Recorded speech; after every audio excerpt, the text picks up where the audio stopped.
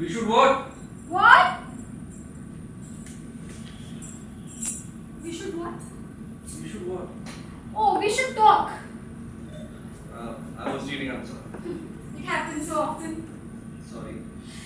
You read so, you get so involved, reading more all the time. What?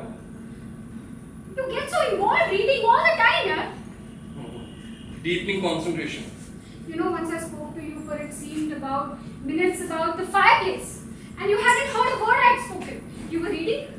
The ears turn off. Out rather. The fireplace, really? The andirons. What was wrong with them, with the andirons? Nothing really. I was wondering if I should clean them, if I should wash them. Why? What? Why you should wash them? Well, the fire had made them sort of grey and matte, and so I thought. What did you do about the andirons? I scrubbed them. Yeah, but then you know what happened? They got all grey again. They got all matte again. I'm sorry, I get so... Never mind. When it's very important and very boring like this, you have seen me going through like a trance. That way, I don't get to think this is so boring, I can't do it. It's important. It's probably the most important boring book we have ever published. No. Maybe there are so many, so important, so boring. Anita! That was close. What was? Hard-boiled spinach. Really, can you do that? Well, you never know. If you're going to cook, stay with the stove, or at least in the same room. Or microwave? I've decided I don't really like microwaves. It's really hard to get in there and stir it around, and you have to trust what you're doing. So, can't you stop that thing, open it up and... Yes, you can, but then it seems like cheating. Why do we have two of them? Why do we have two of them? We have two of everything. We do? One for the children. Do they use the microwave? Hello, where do you live? Have you never been in the kitchen? Twice as I remember. Of course they use the microwave, honey, all the time. I guess I'm the only one who doesn't. Well, I doubt the cats do, though they are right. I want a dog. No, you don't. No. She. What's the book? It's the most boring book we have ever published. Really? What an advertising gimmick. The most boring book we've ever published. And probably the most important. And probably the most important. As textbooks go, it will probably make us rich. The company anyway. So what's it about? You really don't want to know. What's it about? About 700 pages. I can barely lift it, much less read it, but I do have to read it, so... Before I married you, my mother said, why would you ever want to marry a man who publishes textbooks?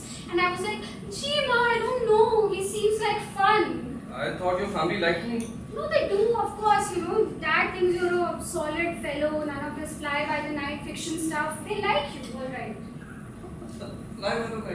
What does that mean? Bats? And how does it relate to fiction? Forget it. He never said it. I made it up, or you look it up. What? Fly by the night. Okay, I will. Or maybe have one of your researchers do it.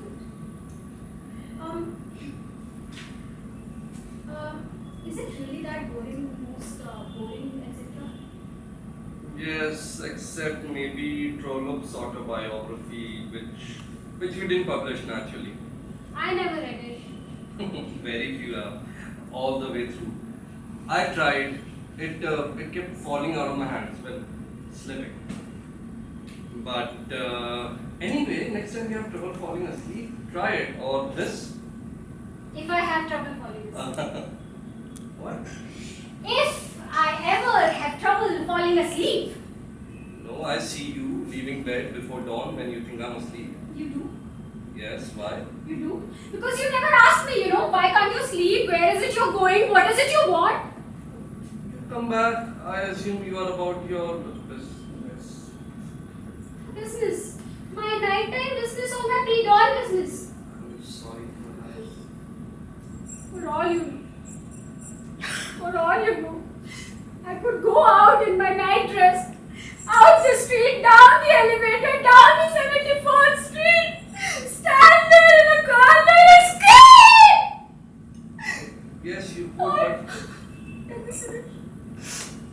I could get there, lie down, stripped naked, spread my legs to the night, to the pre-dawn. But I wouldn't do that now, would I? no, you wouldn't. Some night, get up and follow me. You've never done it, have you? No. All these years. No, it's something people do. They get up. Who are these people? People you slept with? No. It's what people do. Where do you go? Some night, get up and follow me. I usually go to the kitchen for a cup of tea. You know, one night I sat there for an hour and I thought about having my breast cut off Where? in the kitchen. No, you didn't. No, I didn't. Almost 20% of women get breast cancer and more than 50% of us those who do die of it. What better way to prevent it if you're young enough? Are you? I don't know. Maybe not. You would really tell me, won't you? What? No, if you were thinking of it seriously. No. I will not tell you. You know what I'll do? I'll go to some clinic where they do that sort of thing on the fly, fly by night. And I will tell them, hello, I would like to have my breast cut off, please. And while you're at it, please don't tell my darling hubby. He'll just worry. That's what I'll do. Do you think there are women who do that? There are women who do anything. Either both. You were really thinking of doing that? See, I don't know, Adil, the mind is a weird thing. See, first I thought about it. Then I thought a little deeper. Then I kept thinking, and then I started to think some more, and then when I thought some more, then I was thinking some more, and then I thought, and then I thought about thinking about doing it. You finished? We all do. But once you hear of an idea, you never really know where it would, lodge itself. When it will move from being something large to being something considerable, something you might think about, which is not far from being thought about anyway, if you really wanted to or needed to. We all die of Sooner or later. Yes, but... Yes, sir. Now you do love pedantry so much. Dying of not doing something can be called carelessness. having your breast cut off can be called care? In an extreme case, yes. Why not? Only a crazy person. There are plenty of crazy people around. No one. Me. Only a crazy person, Anita. You never listen to me. You have it your way. You have it your way. But I remember the night I first thought about thinking about it. My mother had called me that day, you know how she is full of her usual drama, and she told me she decided to have an affair with somebody.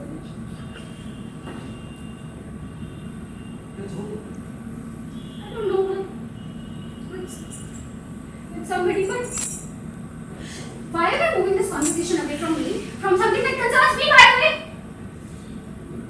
No,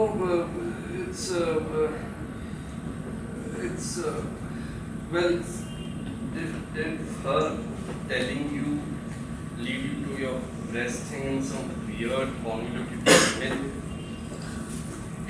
Weird convoluted female thing.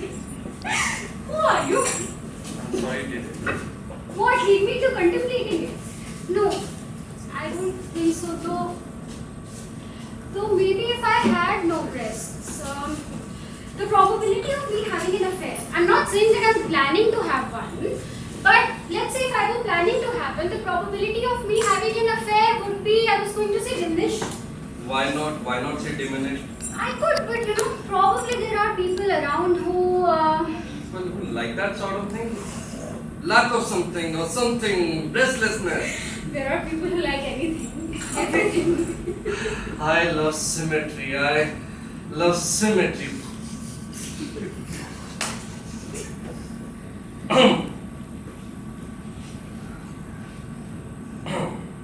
Are you planning something?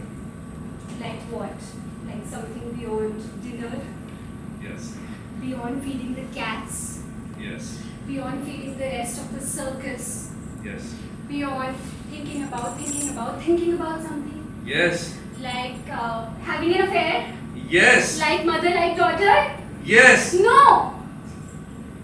I hope I'm not thinking about it. Me. You do what? You hope I'm not thinking about it? Or you hope you're not thinking about it? Either, both. The nights are strange. I look at you. I'm lying awake and I look at you. You're asleep, unconscious, lost to the world, as they say. Temporarily. In deep sleep, you're completely paralyzed, except perhaps your automatic breathing and beating of the heart and one part of your ear so that you can hear the doom as it sneaks up on us. Yes, I've read about it. You've read about it? Yes, we published that book on sleep, so keep up. You and your books. Damn, I thought I'd surprise you. That's okay. Joke. Joke. No. What's the other thing, the other part? I don't remember. What? No, a part of one toe? A fraction of something. What? No, come on, huh? I don't know, your dick probably.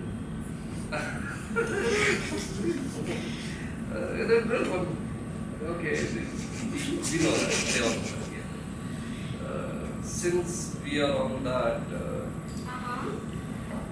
there's something I need to share with you. Well,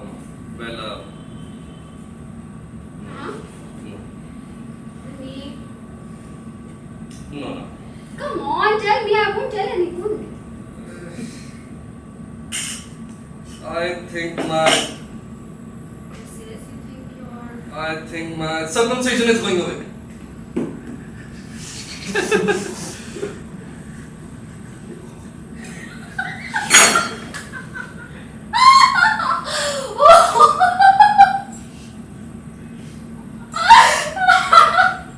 You think your circumcision? Alright, that's it. Sorry, no. You think your circumcision is doing It's not funny, okay? No. You think your circumcision is doing what? No, you laugh. Take your time. Yeah.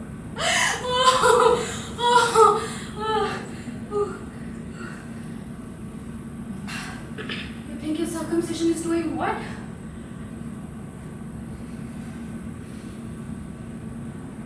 Well, I think my circumcision is going away. Goodness. Okay, or please stop. Tell me more. What's happening? Now, obviously, you may not have noticed. Well, I didn't, because if I had noticed it, I would have noticed other that I had noticed it. It's just that when I take it out to pee my penis, I gathered. The foreskin looks to be coming over the bridge, the glands, a little. Goodness. And when I sit on the bed, when I'm naked, and I look down on it even more so, the gland seems covered. Gracious. Obviously, it may not mean much to you, but How can you say that? course it means a lot to me. I mean, if you've had a circumcised husband all of these years, and all of a sudden there's a there's a foreskin waving at you, you bound to wonder, who is this? What is this? Hey! No, it's not the foreskin as such. It's penis. Oh, your penis. My penis seems to be retreating. A little. A little. A little. Never mind. That's so sad.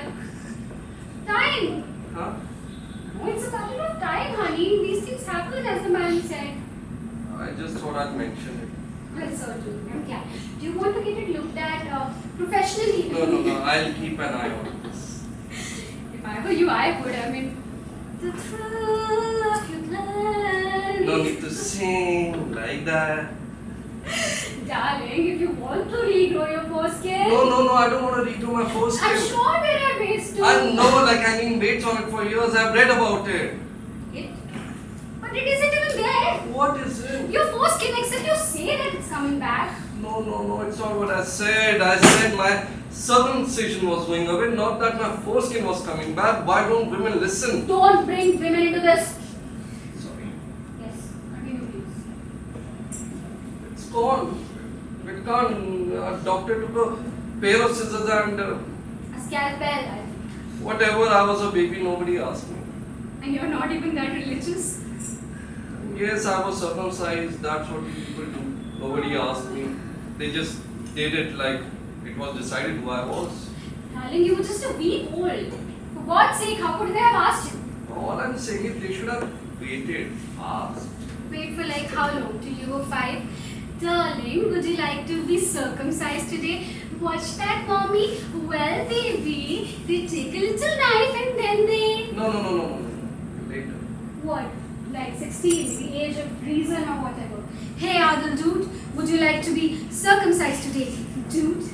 So if that would have been the case too, then there will be a lot more uncircumcised guys now. And a lot less cervical cancer. Some, not a lot. What brought this on? Me and my breasts?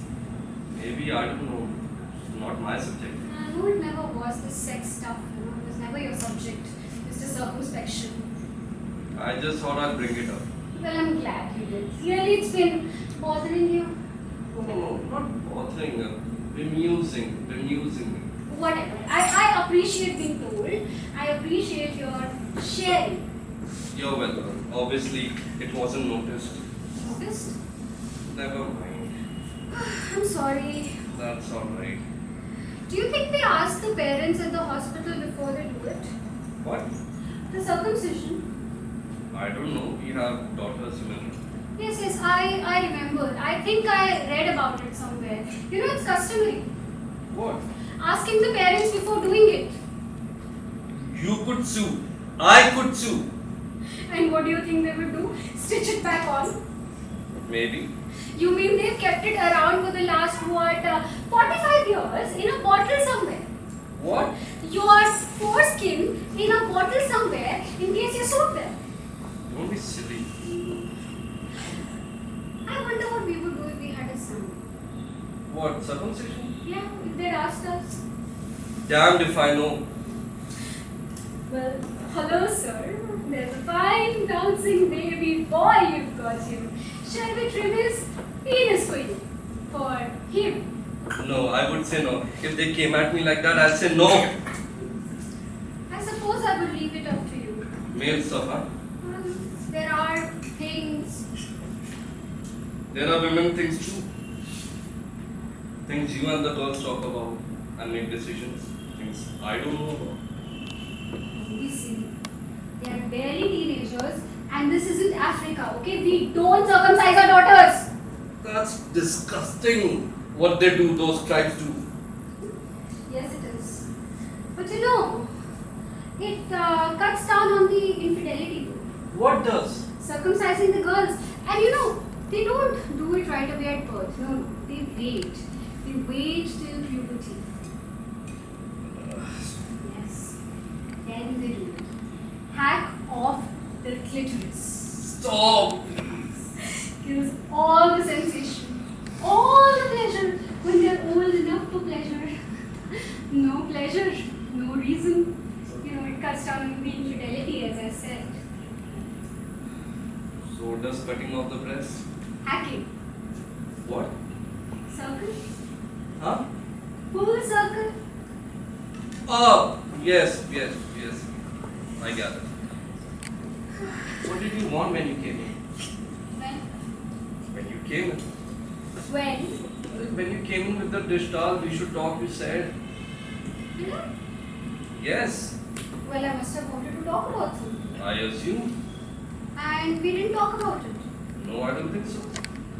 I wonder what it was. Was this before the spinach? No, not during. I wonder what it was. Can't remember. Maybe if you can go back out and come back. You just want me to leave. That's it, I'm not leaving. No. It might jog your memory. Okay, I will go back out and come back in. And I'll go back to my work. Sure. Perfect.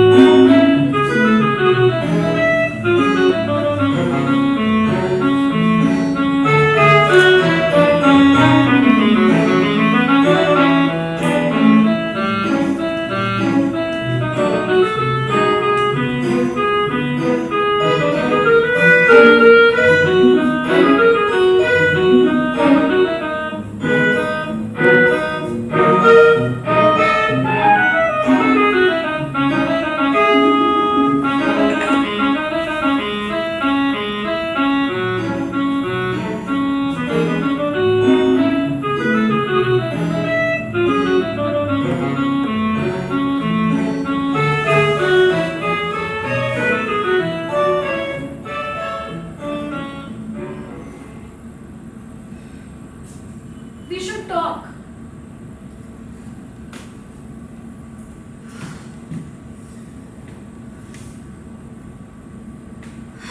Well, that didn't do it. Nothing? Not nothing, it did have a certain fascination to it, pretending to be doing something for the very first time. That was interesting, but our problem, our dilemma, I don't think it helped much. The dilemma, what you meant when you said we should talk. The first time before the spinach. I can't keep on doing this. Certainly no. Besides, it will only come back to me when I least expect it, like so much else does these days. Down the elevator, out the door, down the 74th Street, to the corner. Stand there in the night, scream, then it might come back to me. Mike, I know, I wanted to talk to him about. And if it does, I will have to wake you up from your deep sleep and tell you all about it. And then I would know if something is very important.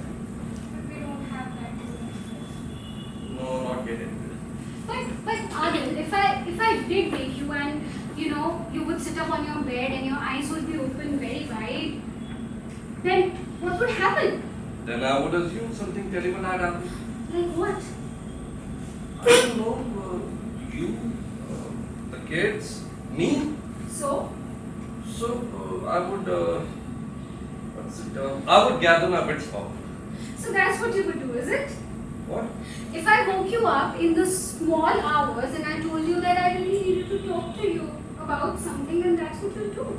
Most likely. Yes. And what terrible thing would you imagine that happened? No, that's not what I said. Important is what I said, or threatening. See, and then you said terrible. Okay, alright. And we don't have that. No, but you probably will one day. Oh, dear. And then we may even talk about it someday. Okay, don't be too nice. I'm not. Sit.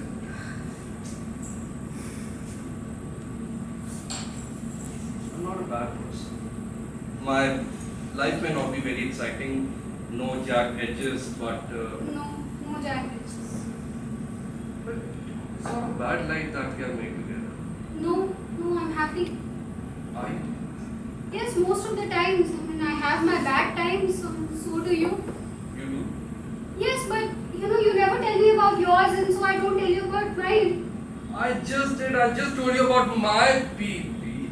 Not your PP, Adil. That's not the real stuff, You don't tell me about the real things. The things that there's nothing to be done about in any real sense. You don't talk to me about that. Ah, those things. Well, you don't tell me either. Why bother? If there's nothing to be done, and if there's no help, why bother? Share. To be helpless together. To cling together like bunnies. People mean that sometimes. Do you? Not yet. I wonder if I do.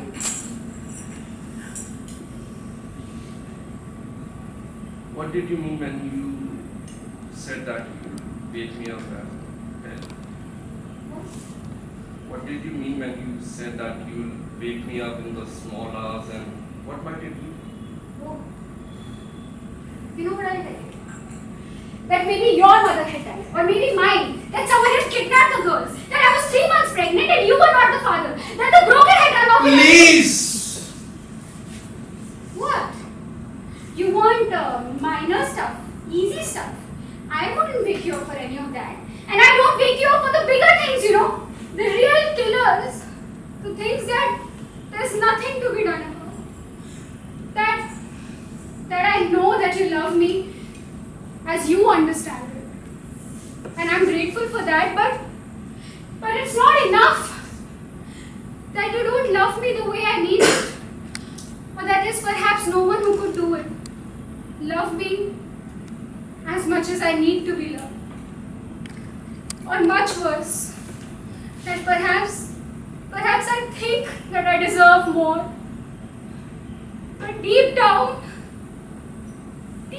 I'm less than I think I am. Oh, Anita. Shall I go on? Why does it? You know that none of this is ultimately sufficient. Not you, not us, not me. And that perhaps you're going through all of this too, or worse, that maybe Anil, you're not. That none of this has ever occurred to you. That you don't have it in you. Well, Sorry, you did ask. I did. So which is it? Pardon. Do you have it in you? Right. No, do you have it in you?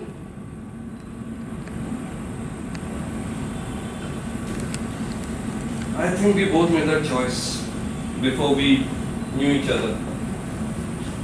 A safe ship, a gentle swell, purposes in the distance, a familiar voyage.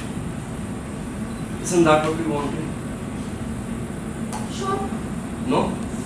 Yes, that's what we wanted. And that's what we've had for the most part. Stay away from the icebergs, avoid the Bermuda Triangle, remember where the lifeboats are, knowing pretty well that none of them probably even work. Yes, that's what we've wanted. And isn't that just frightening? That wasn't the question. No, it wasn't. And isn't that just frightening? It is. And you know what? We'll never die. No? No. One day we'll just sort of vanish. I assumed, I guess, that's what you wanted to. For the most part, yes. We've had a better life than most people. We haven't hit any brick walls, and the playing field is all green and even and flowery, except every now and then there are gopher holes. Gopher holes? Yes, gopher holes. Take our fucking for example. Shh! Anita Patel! But who's to hear? The cats are asleep somewhere, the girls are going deaf with the music, and the parrot kids couldn't care less. Who's to hear? Oh, you, mister. Why you listen? You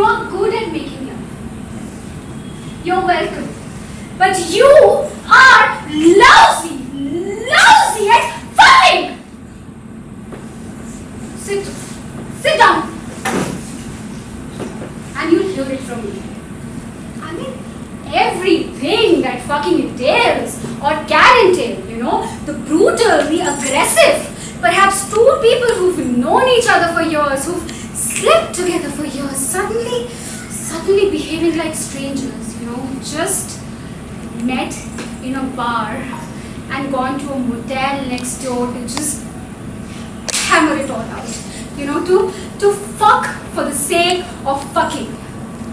There are people, who love each other deeply, who care about each other deeply, who sometimes just go at each other like they've never seen each other before or even want to, that moment when two strangers become animals with nothing more than simple, impure lust between them.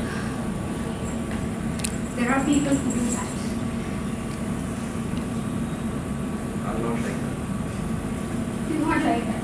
I know you're not like that. And I love you deeply.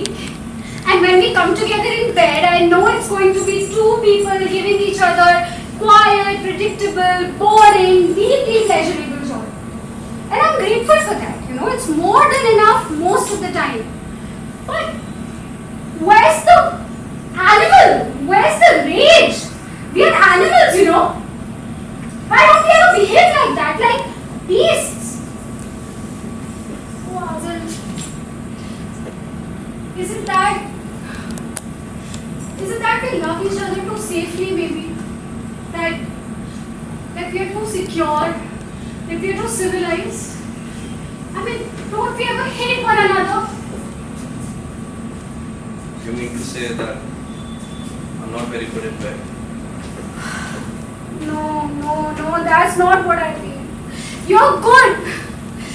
You're very good, You know what I just wish you could be a little bad sometimes. Now I've hurt you. No. It's not that. I've been bad once. When? Recently? No. Before I knew you. Oh. I've been very bad. Oh. I never thought I'll tell you this. Never thought the need that I will have to tell you. I was at college. I had best of fraternity. Back then, there was a lot of hazing, forcing beer down on us till we threw up, making us take terrible enemas until we could hold it, throwing us out of the doors, naked so passerby would. And then there was this one night, there was this sex party. Oh. Yeah. Oh. Oh, okay. We had taken pledges, the girls and the boys. It was planned with one of the sororities. It was ugly. It was planned. And when we went to that place, there was liquor, grass, mostly other stuff. Mattresses spread around, lights way down. Rooms too. I guess both of them wanted it, seemed to. And then there was this one girl. I did not know her. She grabbed my hand and took me to the basement. The room was dark. We both can hardly see each other. Then we started getting naked. She started playing with my Your? Oh, your penis! yeah. I see. And then Then, I moved down on her. I like that. Did she? I did not know that. As I was spreading her a little, she was like, no. Don't do that. Go in.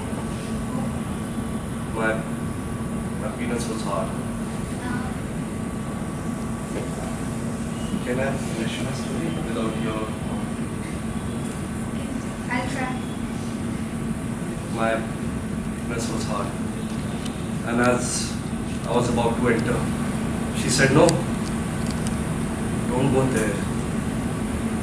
Go here. And as I entered, she said, yes, hurt me. Hurt me. Hurt me. And as I was going down, I think I was big enough. She was like, no, no, keep stroking it. Harder, harder, harder. I jammed and jammed into her. She started screaming. It wasn't the right scream. And then she screamed again and then she pushed me out of her hands. And there I was. It was blood. My penis was bloody. She started crying, whimpering, really. Oh, you have hurted me. Why did you do this? Why did you do this? And I was like, you only asked me to go deeper, harder, hurt me, and then she started. What happened? She went to the infirmary. They fixed her up and And she did not tell anyone who I was. Maybe she was too embarrassed. or too nice? Too nice. It was then I decided never to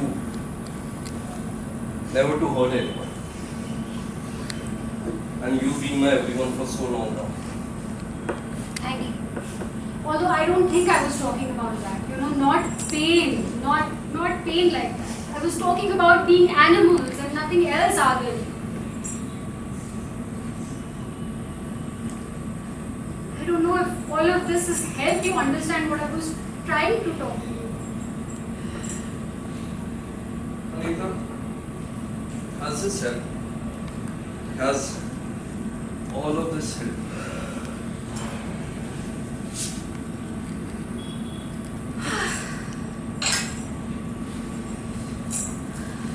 Anita!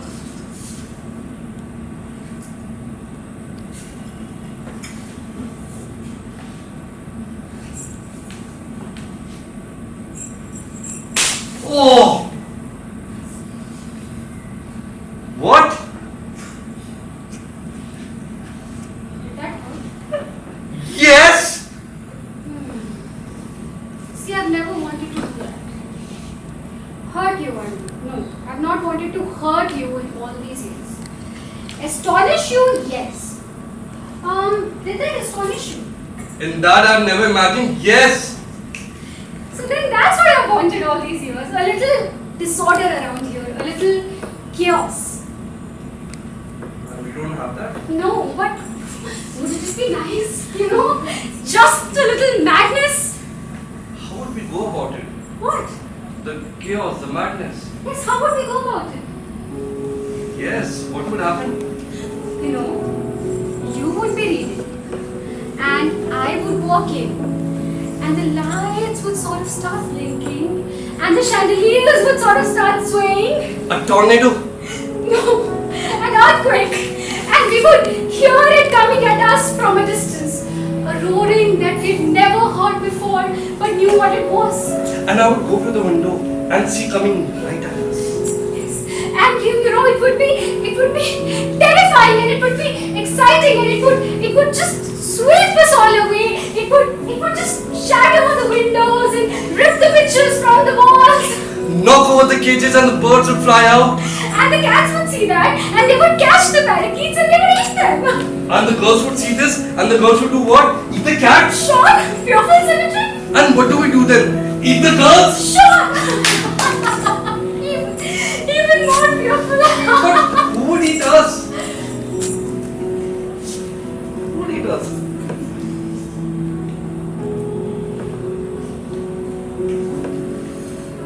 We do that ourselves. We eat ourselves up. Gobble gobble. Gobble. Well, I guess I'll go to try the spinach again. What are you going to do? Read? No, yeah, of course. It's a nice day. I'll go to the park and finish the book there, yeah. But don't be forever. No, I won't. I love you, Yes. And I love you too. Don't talk to any crazy people. Huh? Talk to what? Is there anyone more crazier than her?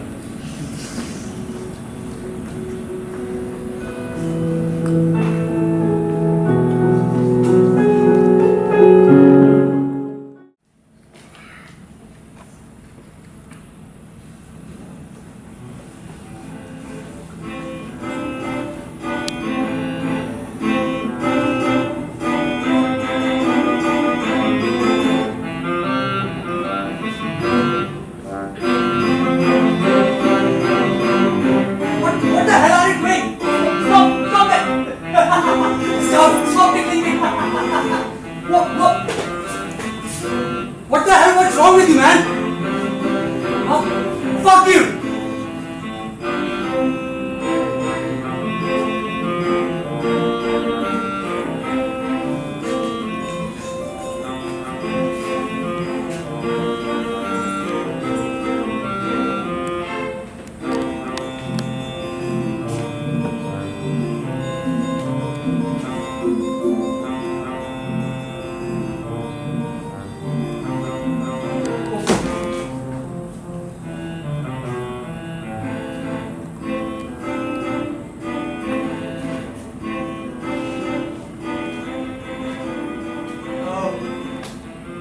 I have been to the zoo.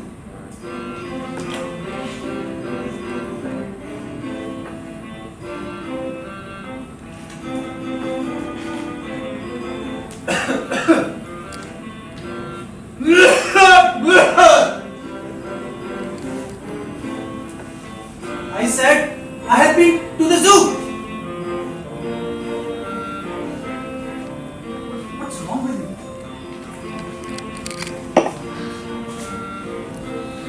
Mr. I said I have been to the zoo. What?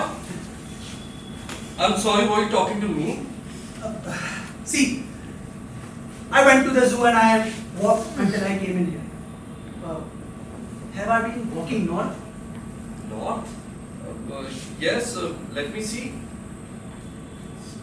Is that Fifth Avenue there? Yes, it is. And what is that cross street? Mister, that one to the right? Oh, that's the 74th Street. Oh, and the zoo is around 65th Street. So, I have been walking north, right? Yes, it would seem so. Good or not?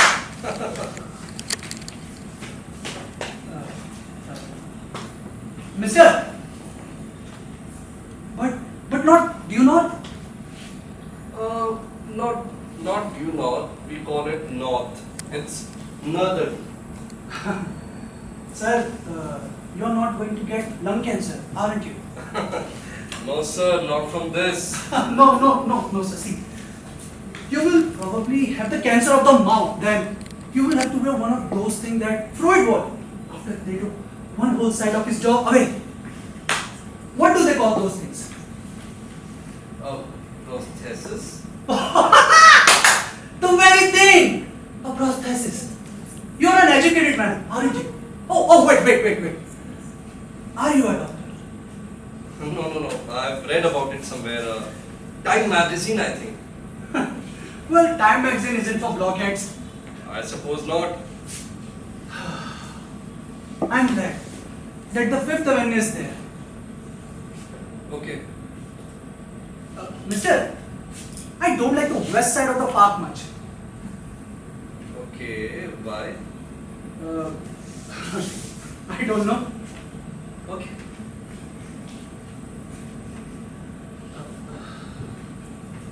Mister, do you mind if we talk? Why? No. Yes, you do. hesitating. You do. No, I don't mind at all, really. No, you do. Don't lie to me. No, I don't mind at all, really. It's really a nice day today. Yes, it is a lovely day. Hey, I went to the zoo. Yes, I think you said so, didn't you? Well, you will read it in the newspaper tomorrow if you don't see it on TV tonight. Hey, do you have tea? Haven't you? Yes, we have two, one for the children. You're a married man. Why, yes. Well, it's not even a law for God's sake. No, it's not. And you have a wife. Yes, And you have children. yes, two. Boys. No, both girls. But you wanted boys. Naturally, every man wants a son, but But that's the way cookie crumbles. I wasn't going to say that. And you're not going to have kids anymore, aren't you? No, not anymore. Why would you say that? How would you know about that? The way you cross your legs, or perhaps there is something in your voice. Or maybe, I'm just guessing. So, is it about your wife? Listen, mind your own business. Do you understand?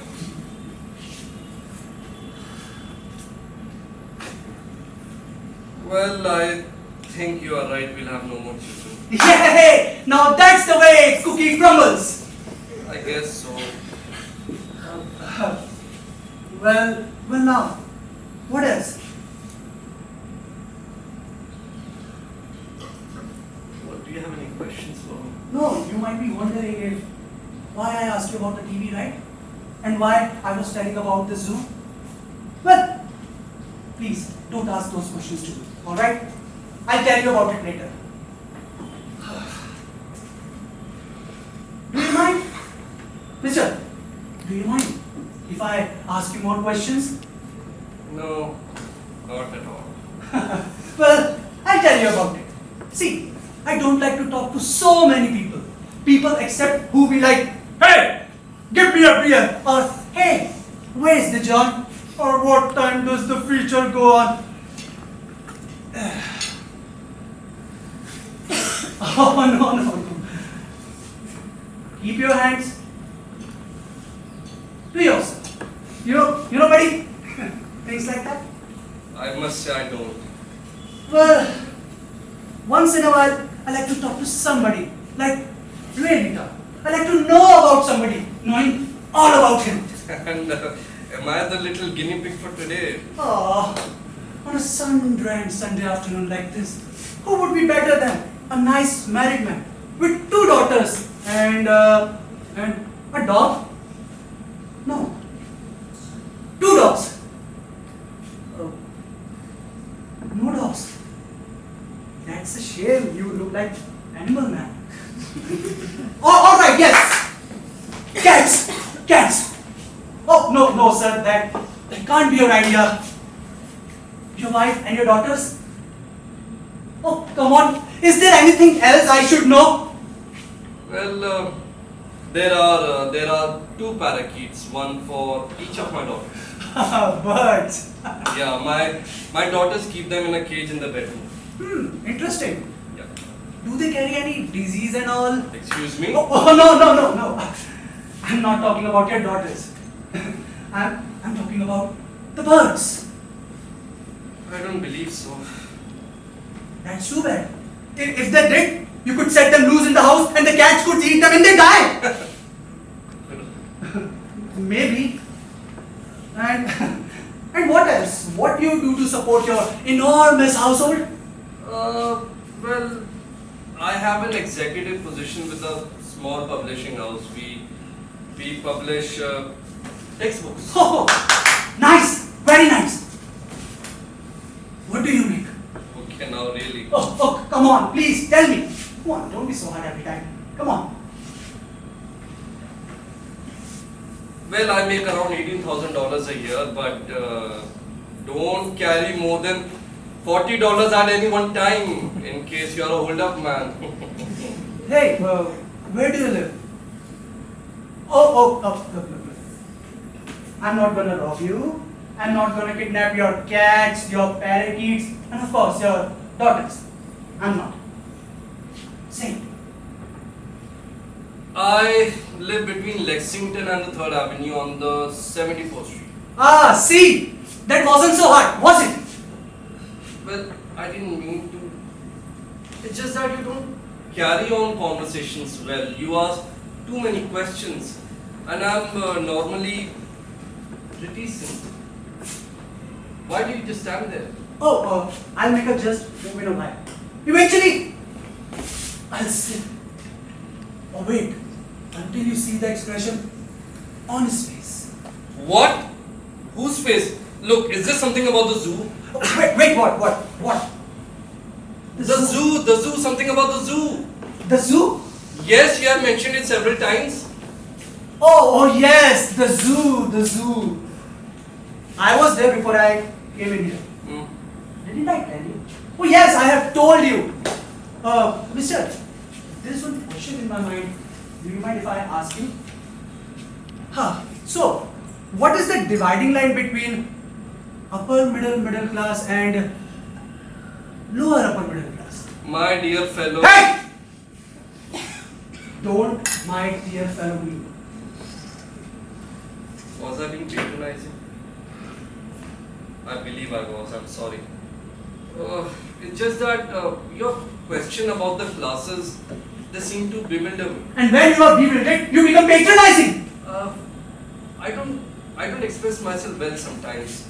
I'm in publishing, not writing. So be it. The truth is, I was being patronizing. Okay, now you need not say that. Alright. Who are your favorite writers? Baudelaire and J.P. Marquand? Nice. Well, I like a great many writers. I have a considerable catholicity of taste. Those two men are fine, each in its own way. Baudelaire, of course, is the finer of the two, but J.P. Marquand has a place in the national. What's the word I'm looking for? Hey! Skip it! I'm sorry. Do you know what I did before I went to the zoo? I walked up all the way up from Washington Square. All the way up. Oh, you live in the village. No, I don't. See, look. I took subway down to the village. So I could walk all the way up to Fifth Avenue to the zoo. You know, such things a person has to do. Sometimes a person has to go a very long distance out of their way to come back to a very short distance correctly. And I thought we lived in the village. Wait, what? What were you trying to do? Oh, make sense out of things? Recorder, the old pigeonhole bit? Well, mister, that's easy. I'll tell you. I live in the 4-story brownstone rooming house. On the upper west side between Columbus Avenue and Central Park West. I live on the top, rear, west. Well, it's a laughably small room. And the one side of the wall is made up of beaver. And this beaver wood separates my room to another laughably small room.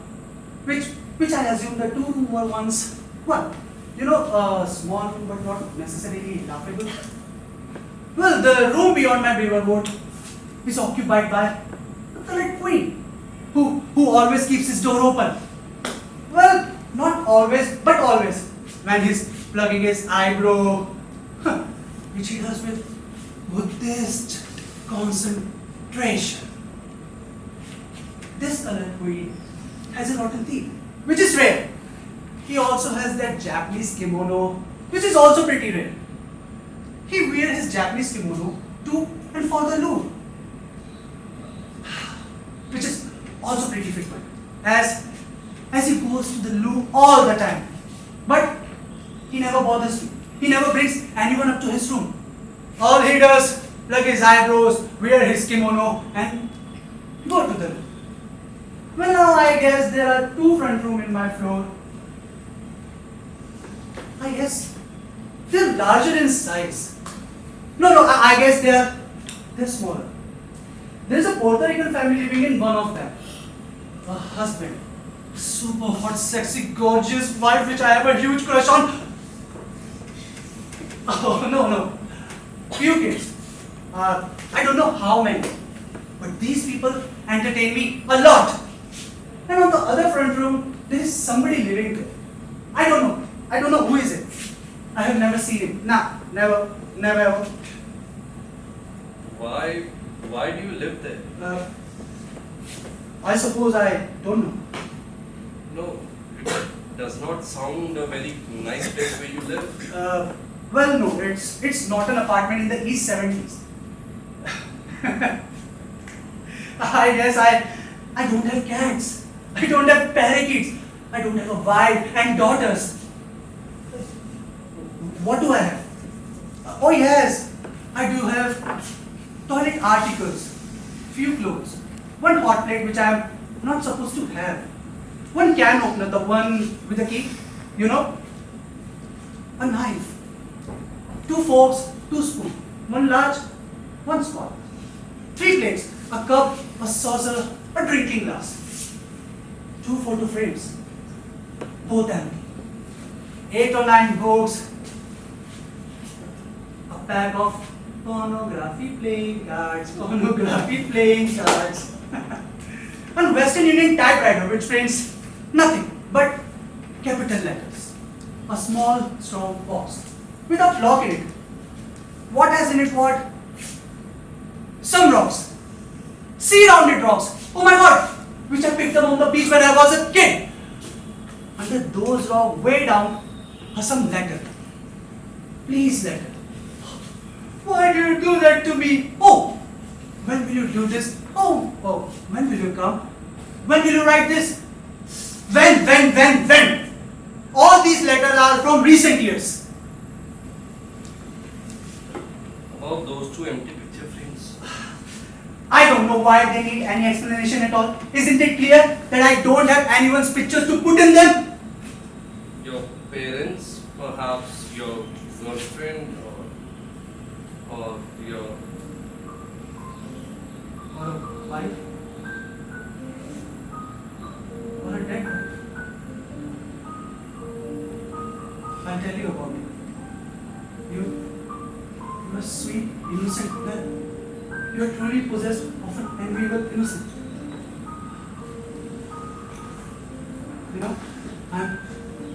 I'm broken up about it too. I mean, really. A journey of years duration and my most constant companion. Few years back when I moved into US, I got a job at MNC and I worked there for several months by that time. One day,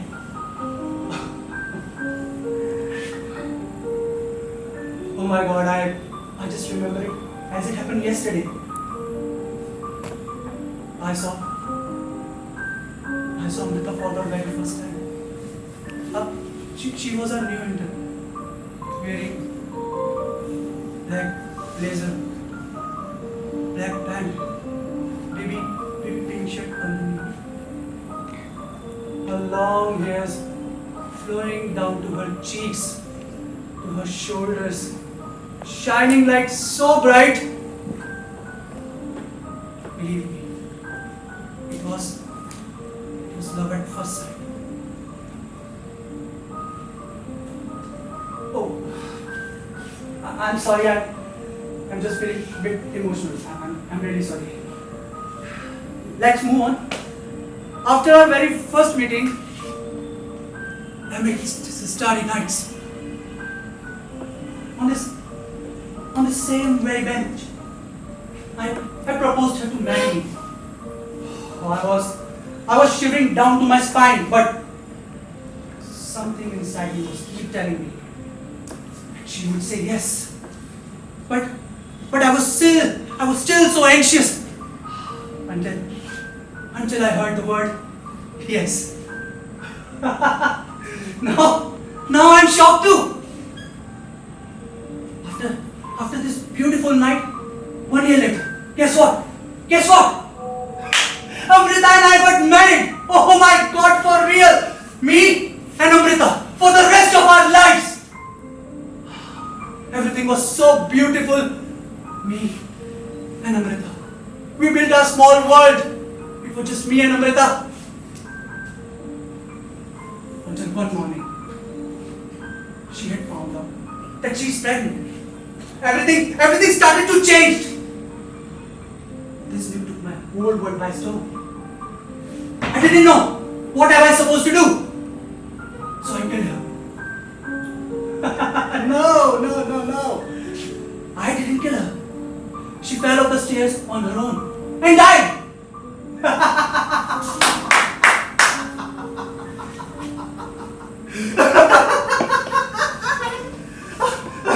Hey, look at me. Look at this face. Oh, this joke is still going so strong. Oh. Oh my. Wait. Oh, you what? See, that was a long time ago. I have no feeling about any of it that I care to admit to myself. You can see them now. Why I have 2 empty photo frames. And why? My wife and my unborn child are frameless. Oh my God, I'm so stupid, sorry, sir, what's your name? See, I had forgotten to ask you. Alright. I'll introduce myself first, okay? Hi, myself, Mr. Paritosh Jain.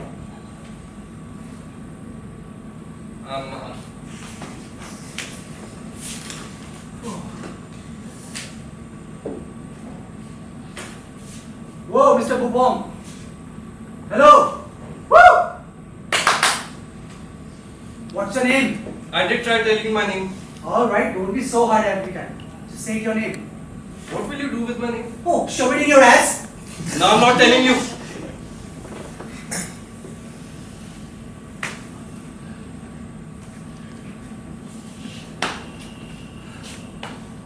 Hey man, I'm sorry. Please tell me your name. I'm Adil Patel. Alright, so it's Adil Patel. Hey, would you mind if I just call you by Mr. Patel? So, Mr. Patel, let me see now. What's the point of having girls' picture in 2 photo frames? See, I also do have 2 empty photo frames, but I never see little pretty ladies more than once in my life. And most of them wouldn't be caught in the same room with a camera. It's odd, and I wonder if it is sad. The girls? No.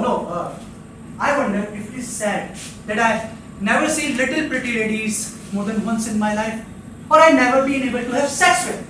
After Amrita. What I had to put in there? Oh yes, make love with somebody more than once. Yes, more than once for a week and a half. When I was 15 years old, I had my head hanged with shame that puberty was so late. Can you just see if someone is around? Please. Alright, okay. I was homosexual.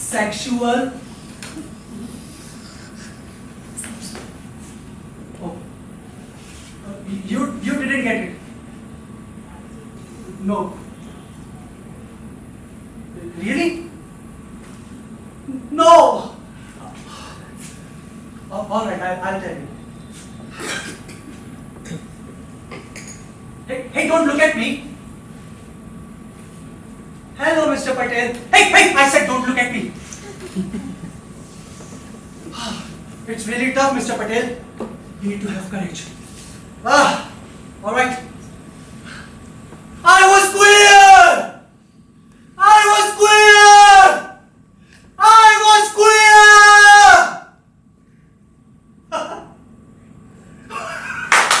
I just said it!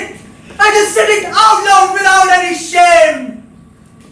With bell ringing, banner snapping. For those 11 days, at least twice a day, I met with the park's superintendent's son.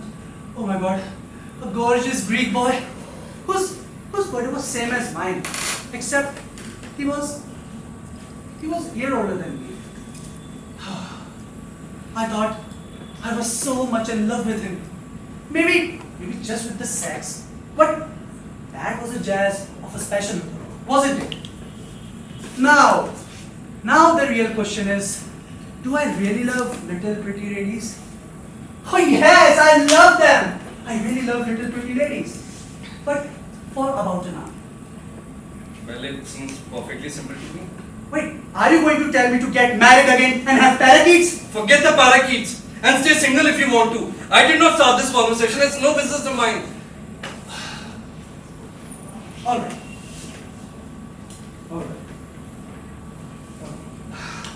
I'm sorry. Alright?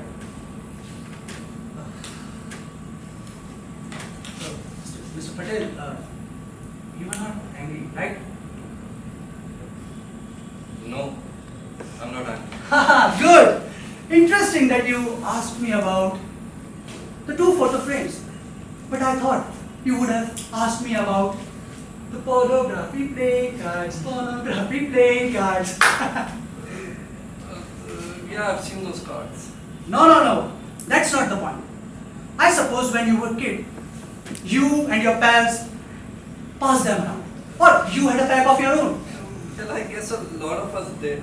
And then you threw them away just before you get married. No. It's not like when I was growing older, I did not need any of those cards. No. Okay, let's not talk about this. So, don't. Besides, I wasn't trying to pull your post-adolescent sexual life or hard times. All I wanted to get is the value difference between pornography playing cards when you were a kid and pornography playing cards when you get older. See, it is when you were a kid, you use pornography playing card as a substitute for real life experience. But when you get older, you use your real life experience as a substitute for fantasy. But I imagine you would rather want to hear about what happened at the zoo. Oh yes, the zoo. Please talk about the zoo. What happened at the zoo? Alright, I'll tell you about what happened at the zoo. See, it is early morning, 8 a.m.-ish. No, I'll tell you about something else. Do you remember I have told you about my 4-story brownstone rooming house? See, I think the rooms are better if you go down floor by floor. I don't know. I don't know anyone at 3rd floor and 2nd floor. Oh, wait. There is a lady living on the 3rd floor, on the front room. I knew because she cries all the time. Whenever I go out, come back in, or passes her door, I always hear her cry out loud, all muffled in. But there is always a but. Very determined indeed. But the one I am getting at is all about the dog, the landlady. Now look. I don't like to use words that are harsh to describe people. But the landlady is ugly, stupid, unwashed, misanthropic, drunken bag of garbage. You might have noticed that I very seldom use profanity. But I cannot describe her as well as I might. No, you described her vividly. You are so kind. Well, thanks. Anyways, she has a dog. And I'll tell you about the dog. She and her dog are the gatekeepers of my dwelling. You know, the woman is bad enough. She leans around in the hall and spying if I don't bring things or people with me. And when she has had her lemon flavored gin, Oh my God. She stops me in the hall, grabs me by my coat on my arm and presses her disgusting body against me to push me to the corner so she could talk. Oh my God. The smell of a disgusting body and her breath. You cannot imagine. But somewhere in the back of her pea-sized brain, an organ developed enough to let her eat, drink and emit. She has a foul parody of sexual desire. And Mr. Patel, I am the object of her sweaty lust. That's disgusting. That's horrible. Gotcha, man. See, your boy had found a way to keep her off. When she talks to me or presses her disgusting body against me or mumbles about her room and how high I should come there, I merely say, hey love, wasn't yesterday enough for you? Or day before? She all puzzles him. She makes slit of her tiny eyes and swears a little. It is at the very moment I believe that I did some good in that tormented house. A simple-minded smile forms again on her unthinkable face. She giggles. She groans by the thought of yesterday and day before. She believes and she relives what never happened. Hey, look. She motions to the monster of a dog she has. She goes back to her room. And now, I am safe until our next meeting. It's so unthinkable. I find it really hard to believe people such as that really are. Well, it's for reading about, isn't it? Yes. See, fact is better than to fiction, my friend. Hey, what I have been meaning to tell you about the dog, right? Oh yes, the dog. Shall I now? Hmm. Do you think it's too much about the dog? Well, let's talk about our lives. I'll start first. Okay. Okay, so Mr. Patel, don't go. You are not thinking of going, aren't you? No, I don't think so. Because once I tell you about what happened at the zoo, Oh. You are full of stories, aren't you? you don't have to listen. Nobody's holding you. Remember that. Not even him. Keep that in mind. I know that. You know? Good. The story of Jeriwal begins. What I'm going to tell you has something to do with why I went to the zoo and why I walked northerly rather, until I reached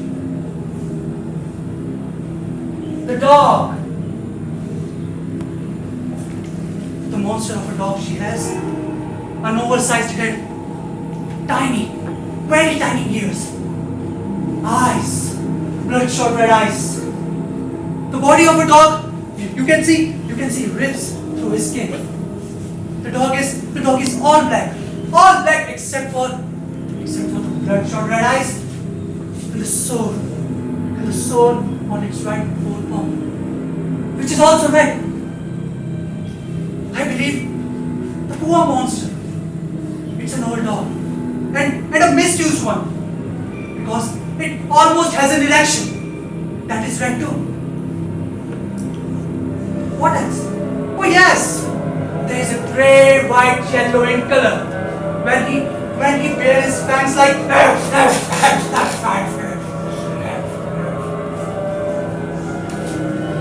which he did when he saw me for the very first time, the day I moved in.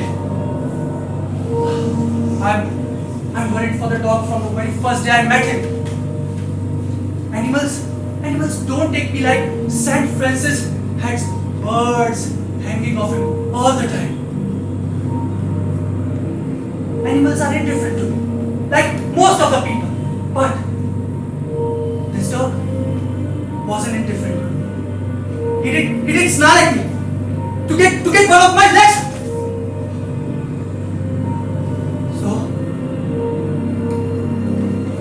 So I decided to kill the dog. With kindness. And if it doesn't work, I'll just kill him. Wait, hey, don't react without listening, alright? Just listen to me. The next day I went out. I bought a bag of hamburgers with no onions, no ketchup. And on the way back my home, I threw away all the hamburger rolls and just kept the meat. So, when I got back to my 4-story brownstone rooming house, I half opened the gate. And there's the monster was waiting for me. It figures. I walked in slowly. Oh, I had hamburgers, remember? I opened the bag, settled the meat down 12 feet away from where the dog was snarling at me. Like so. He snarls, he sniffs, he moves slowly, then faster. Then faster towards the meat. And when he got it there, he just stopped. He looked at me. He smiled.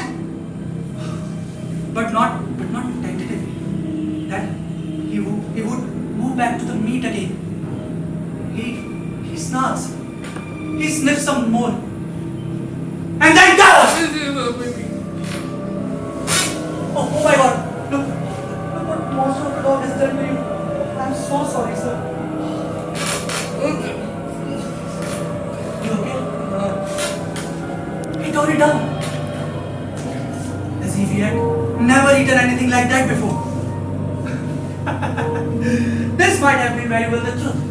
I don't believe that the landlady has eaten anything like that before. Then he sat down. He again looked at me. He smiled. I think he smiled. I know.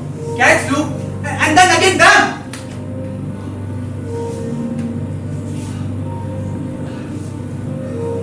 He didn't get me this time. I got upstairs.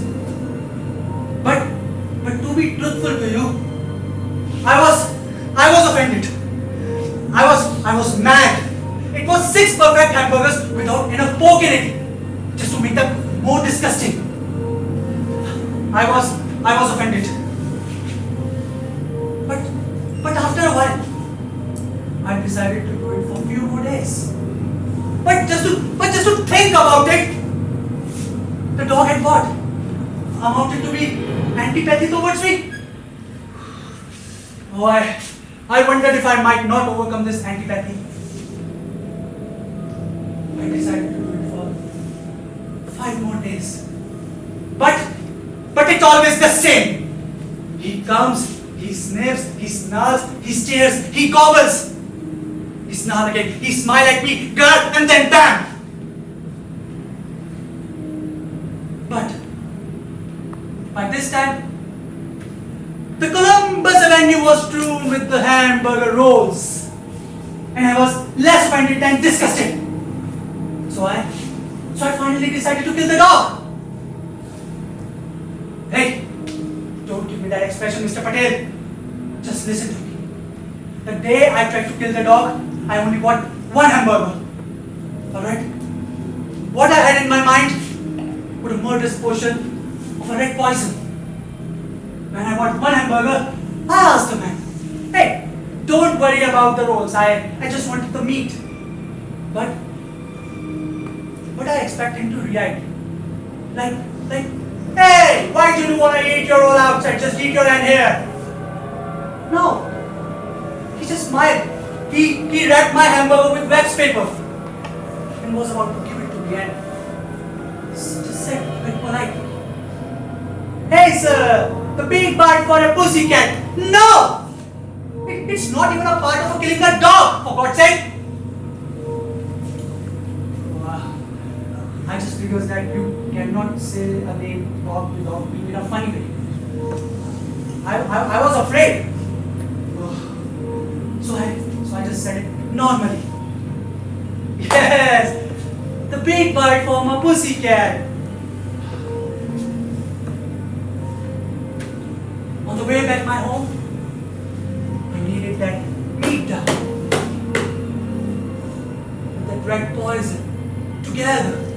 Through my fingers, the feeling was as sad as it was disgusting.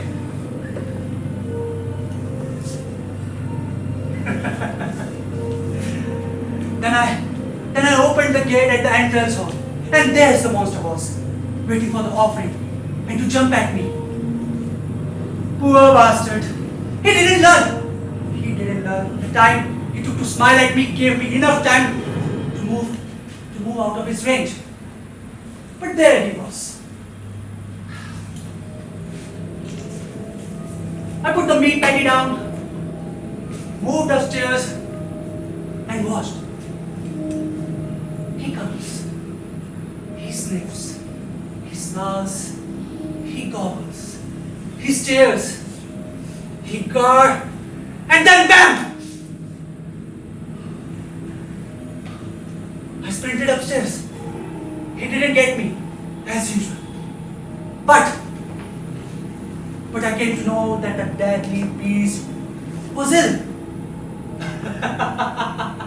I knew because he no longer attended me. The landlady sobered me up. She stopped me in the hall the same evening I attempted the murder. And confided me with the information. The god had struck my little puppy with definitely a fatal blow. Mr. Patel, she had forgotten about her bewildered lust. Her eyes were wide open like never before. It looked like dog's eyes, right? She sniveled. She implored me to pray for the dog. But I was thinking that I have people to pray for myself. Like the colored queen, the man who I have never seen, the Puerto Rican family, the lady who cries deliberately behind her closed doors, and yes, all the families living in that 4-story brownstone rooming house. But I would rather think about that I don't know how to pray. Seriously, Mr. Patel, I don't know how to pray.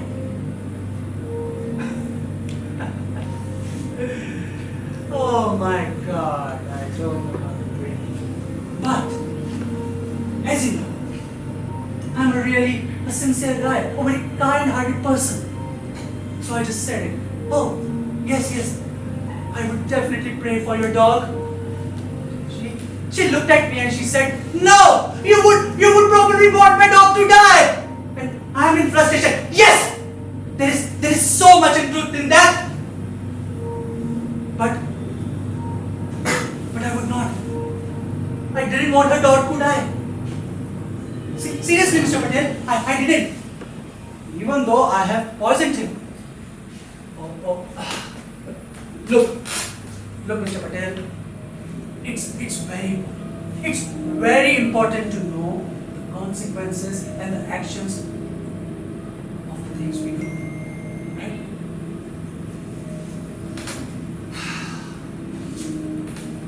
Now you are not interested? Huh? Alright, I'll tell you about what happened in the zoo. Okay?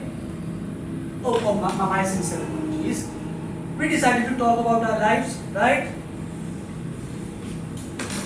Alright, Mr. Patel, hold your seat back. Don't go anywhere. Let's go back where our roots from. India. In year 1945, when I was born in upper middle class family, a father, 2 mothers, 2 brothers, and yours truly, myself. I suppose you might have heard of that popular folk song, specifically in Rajasthan. पधारो मारे देश केसरी पधारो मारे देश. Mr. Patel, when it comes to my family and me being a part of it, that wasn't the case. But for my biological mother, I was her sunshine. You are my sunshine, truly you're my sunshine, all of my sunshine.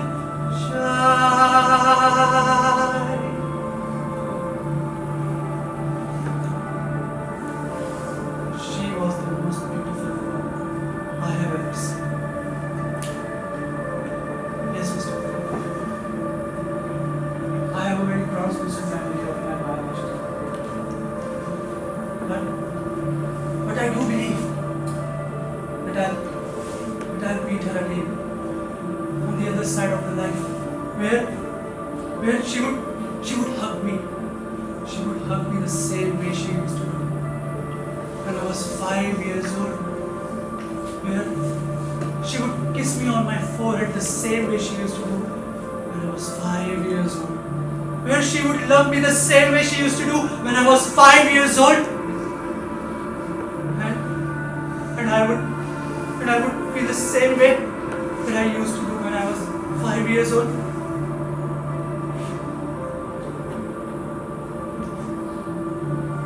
Yes, Mr. President. I lost my biological mother when I was 5 years old. That even changed my whole life for no good. 2-3 years after this incident, my father got married to my stepmother. Oh yes, I know. Maybe the pressure of raising 2 kids, or perhaps it's his choice. No, Mr. Patel. The moment he got married to my stepmother, he moved on to every memories he ever had with my biological mother, Mr. Patel. And that was very important to me.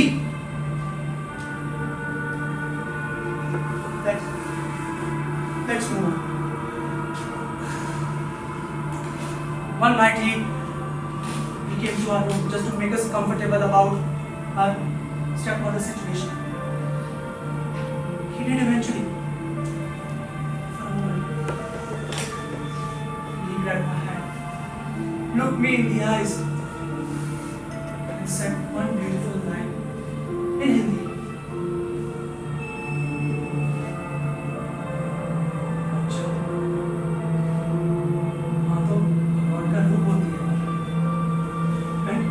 Trust me, Mr. Patel, we believe.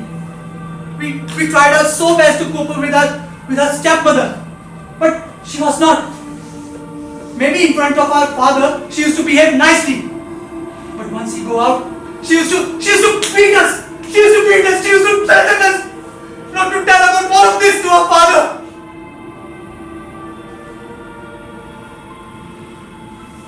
Later, my father and my stepmother had a baby, just to make things even more worse for us.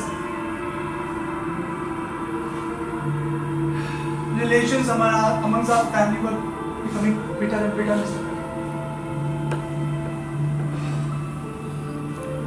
You know, would you believe my brother, my own flesh and blood, used to beat me up for no reason. You know the reason behind it? He used to think that I am the reason of my mother's death.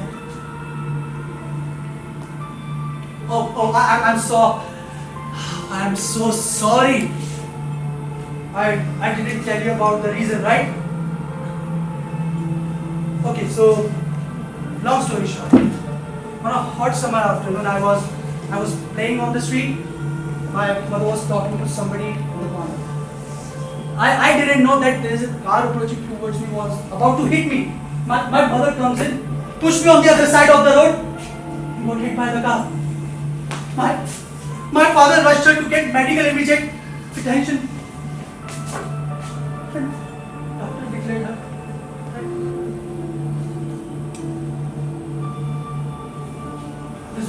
hard time for us, Mr. Patel. But after this incident, my brother used to blame me every day in and out that I am the reason of my mother's death.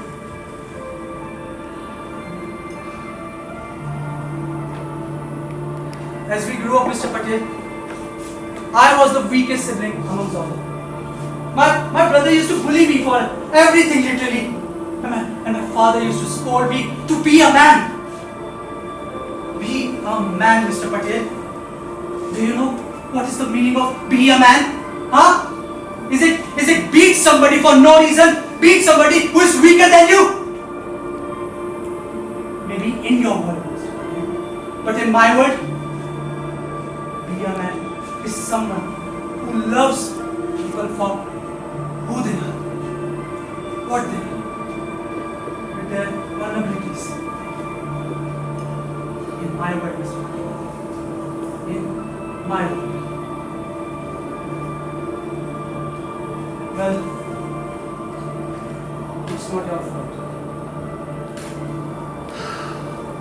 But Mr. Patel, there is only one thing I was really good at. Studies. I used to think that studies were a great retreat for me, for my family, and all the mess. So, I decided to study hard, move abroad, and never see the faces of my family ever. And look, that's what I did. I moved in here, got a job at MNC, and I've never been in touch with my family ever since. Even though my father was a really nice man, he helped me to move in here, get educated. But he never loved me the way I wanted to be loved. He never loved me the way I needed to be loved. Though he was a very sweet, innocent man, I know, but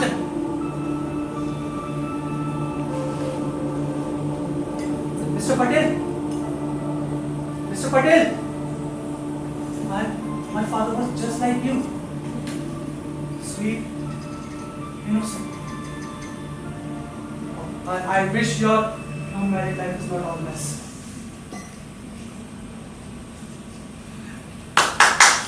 Now, Mr. Patel, tell me, could I sell my story at the Reader's Digest and put on couple hundred of bucks for the unforgettable characters I have ever met?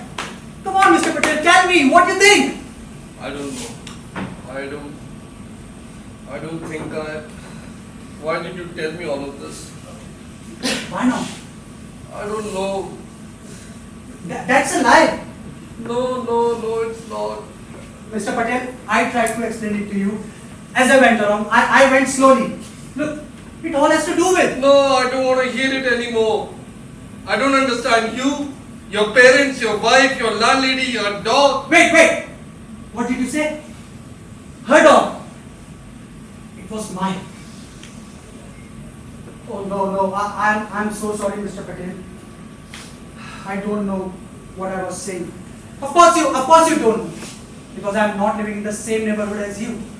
I'm not married to those two parakeets or whatever your setup is up. I'm not the permanent transit. My home is a sickening rooming house of New York City. The west side of the New York City. Oh, well, I guess it's the greatest city in the world, right? Amen. I'm sorry, I didn't mean to. Okay. I suppose you don't quite know what to make of me.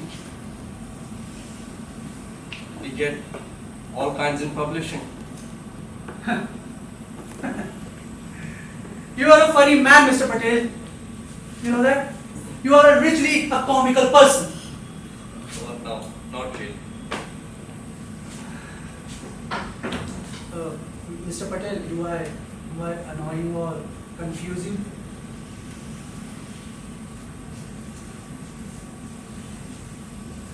Well, I must confess, this wasn't the kind of afternoon I had anticipated.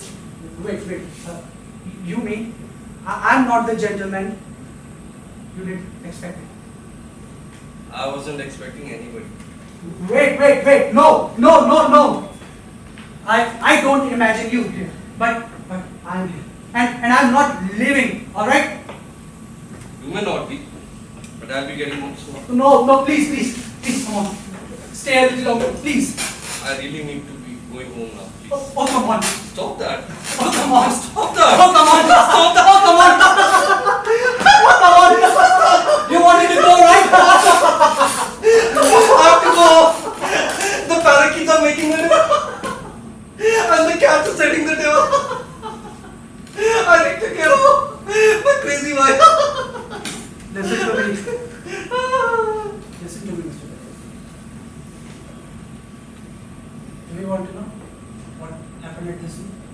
Yes. Yes. By all means, tell me. I'm sorry, I had no Zoom over there. Yes, Mr. Patel. That was funny. I wasn't expecting that. But tell me, do you want to know what happened at this room? Yes. By all means, tell me what happened now. Well, I'll tell you now what happened at the zoo. But first, I'll tell you why I went to the zoo. I went to the zoo to find a way people exist with animals, and animals exist with each other and people. But what way? Everyone separated by bars from each other. Most of the time, animals from each other and people. But if it's a zoo, that's the way it is. Hey, move over. I'm sorry, haven't you enough room? All the animals are there. All the people are there. Right? And it's Sunday. All the children are there. Hey, move over. All right. See, hot summer afternoon. And there is a stench too. All the balloon sellers are there. All the ice cream sellers are there. All the seals are barking. All the birds are screaming. Move over! Look, you have more than enough space. And I'm there too. And it's feeding time at the lion's house. And the lion keeper comes to the lion cage. To one of the lion cages to feed one of the lions. Move over! I can't move anymore. Stop hitting me. What's the matter with you? Stop hitting me. Do you want to hear the rest of the story? Not to be punched. Stop hitting me. What's the matter with you? Like that? Stop hitting me. What's wrong with you? I'm crazy, you bastard! I can see that. Mr. Patel, let me tell you. I want this badge. So, go sit over there. And if that's good to you, I'll tell you the rest of the story. But whatever for? What's the matter with you? Besides, I see no reason why I should give up this bench. I sit on this bench every Sunday afternoon in good weather. It's secluded here and there's never anyone sitting here. So I have it all to myself. Get off my bench, I want. No. Mr. Patel, I said I want this bench and I'm going to have it. Go sit over there. People can't have everything they want. You should know that. It's a rule. People can have some of the things they want, but they can't have everything. Yes, but you are slowly with it. Stop! You are a vegetable. Go lie down on the ground. Now, you listen to me. I've put up with you all afternoon. Not really. Long enough. I've put up with you long enough. I've listened to you because you seem well. Because I thought you wanted to talk to somebody. Yeah. You put up well with the things economically. Yet, what is the word I want to put your justice to? Oh Jesus, you make me sick. Get off my bench. I said get off my bench. I said get off my bench. Listen, enough. It's my bench. Enough! It's my bench. Mr. Patel. Get away from my bench. Stop Why? irritating me. Get Why? away from my bench. Why? You have everything in the world you want. You told me about your home, your cats, your parakeets, your daughters, your wife. And now you want this bench. Oh, tell me, Mr. Patel, is this the thing people would fight for? Huh? Tell me, Mr. Patel, this bench, this wood, this iron. Is this your honor? Is this the thing in the world you would fight for? Come on, Mr. Patel. Tell me anything less absurd. Sir, this isn't a question of honor. You monster! And even if it were, you will not understand. Now leave this bank before I call the police. Do you even know what you are saying? I'll call the police, I'm warning you. Mr. Patel, you won't get any policemen around here. They are on the west side of the park, chasing fairies down to the trees, out of the bushes. So scream your head off. Won't do any good for you. Police! I'm warning you, I'll have you arrested. Police! Police! I feel ridiculous. And you look ridiculous too, Mr. Patel. A grown-up man screaming for police, police, police on a bright Sunday afternoon like this. Huh? Look, it doesn't matter if it's making any sense or not. Get off my bench! No! No, I'm not.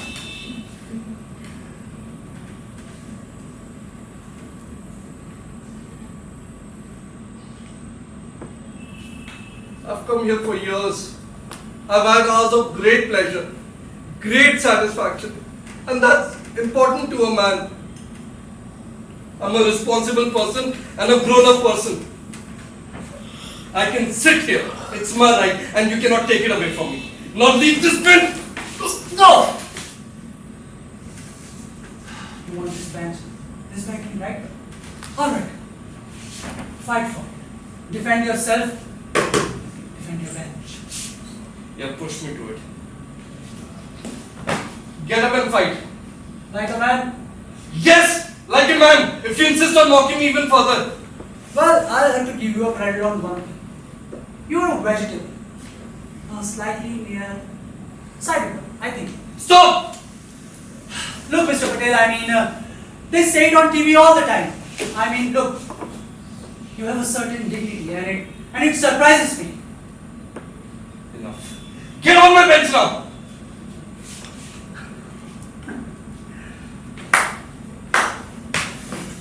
Very well, Mr. Patel.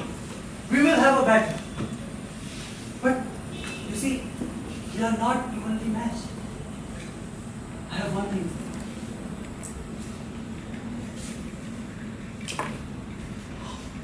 You're mad! You're start raving mad! You're going to kill me? No! There you go. Pick up the knife. We will have a battle. And now, we are evenly more matched. No! No! I said, No. pick up that knife, No. Mr. Patel. No! Stop! God damn. Save your bench. No. Save your No. dignity. You pathetic bastard. Help! Help! Fight no. for the cats. No! Fight no. for the parakeets. No. Fight for No. your daughters. No. Fight for No. your wife. You couldn't even get your wife with a male child.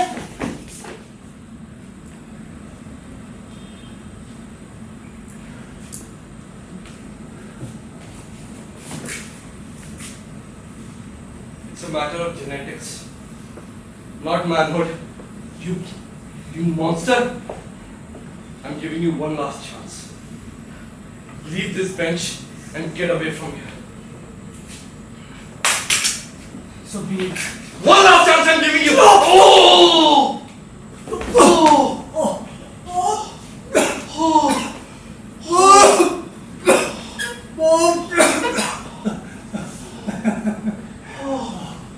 Finally. Finally. Thank you. Thank you, Mr. Patel.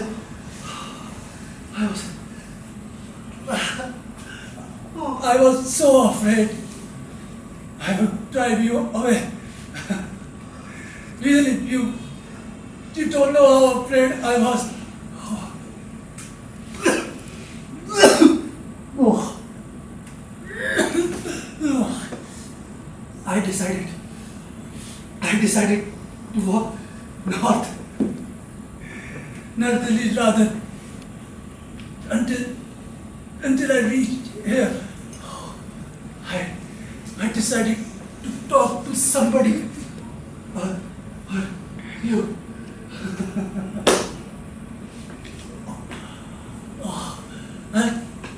I'll tell you about the things, Mr. Patel.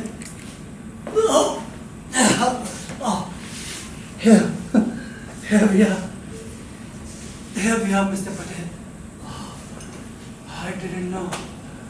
Could I have planned all these things? But I guess, Mr. Patel, I did. Now you know.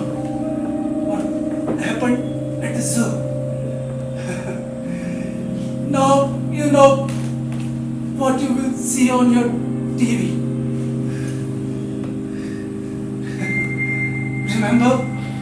Remember, Mr. Patel, I have told you about the face. This is the face I was talking about.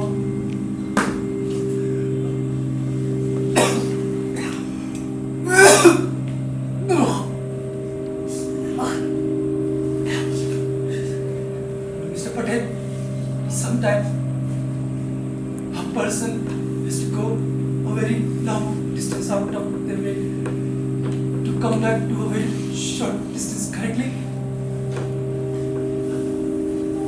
I am the one who is taking the long route for the very last time. I'll finally meet my biological mother to end this chain of unhappiness and loneliness. You are my son, shine. Truly, you are my son, shine. Oh, I love my son.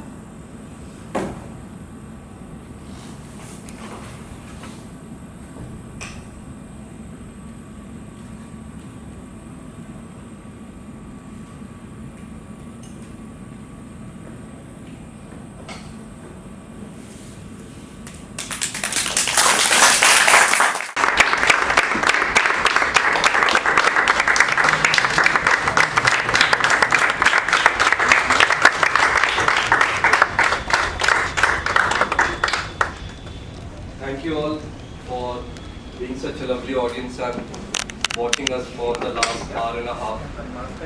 You guys coming here and supporting this play, which is a very niche play, not many theatre groups do it, means the world to us.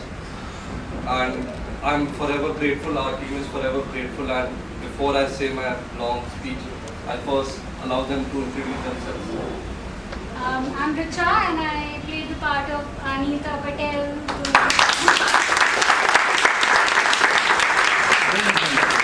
Siddharth as Cherry Ball.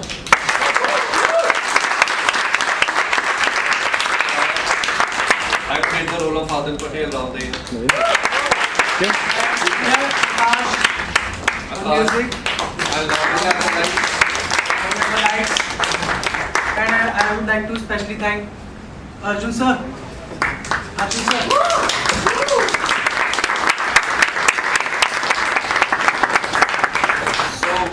There are a couple of people I would like to thank, and I'll just take 1 minute of yours. First, I would like to thank my family here, my three most important people. This is giving up of my father. Please raise your hand. So, he's somebody who does not even go and watch his films. He watched my play for 2 hours, so it means the world to me. Thank you for that. He does not. My mother-in-law, who's the first person who bought the tickets and everything, and she's the reason why I always get motivated. My lovely wife who always takes the lines with me. She's always like, "Nahi, ye flat cha rahi ho." She's my first theatre teacher, so I can't do it without her. And then I would not do without this guy. This is my friend. He has been my friend since the last 10, 11 years, and the best thing about him is that he always gives everyone, be it me or be it everyone, that platform. He never says no to anything. And I would encourage everyone, whosoever, whichever age group you want to do theatre, go here, go do it with him, Unmask Studio. And lastly, this man right here, he adapted the play.